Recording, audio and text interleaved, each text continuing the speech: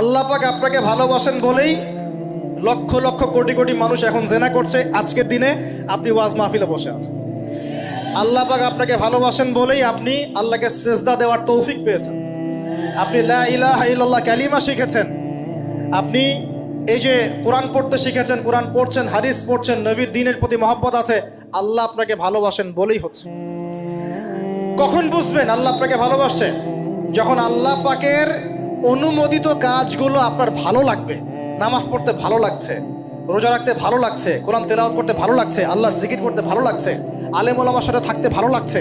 ঠিক আছে, আল্লাহর হালাল কাজগুলো যখন ভালো লাগবে বেশি বেশি, বুঝবেন আল্লাহ আপনাকে নির্ঘাত মহব্বত করেন।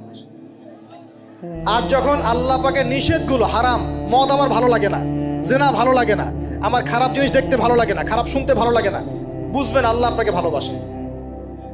আর যখন দেখবেন খারাপের পিছনে আপনার ঝোঁক বেশি, দুর্নীতি করতে ভালো লাগে, সুদ খাইতে ভালো লাগে, ঘুষ খাইতে ভালো লাগে, কাউকে ঠকাইলে মনে হয় আমি স্মার্ট হয়ে গেলাম, হ্যাঁ, মানুষের টাকা আত্মসাৎ করতে ভালো লাগে, নামাজ না পড়ে ঘুম দিতে ভালো লাগে, ঠিক আছে, রমজান মাসে বিড়ি টানতে ভালো লাগে, ঠিক আছে, মেয়ের সাথে যে টাঙ্কি মারতে ভালো লাগে, তখন বুঝবেন যে আল্লাহ আপনাকে এখনো ভালোবাসেন বা আপনি আল্লাহর ভালোবাসা পাওয়ার যোগ্যতা হারিয়ে ফেলেছেন।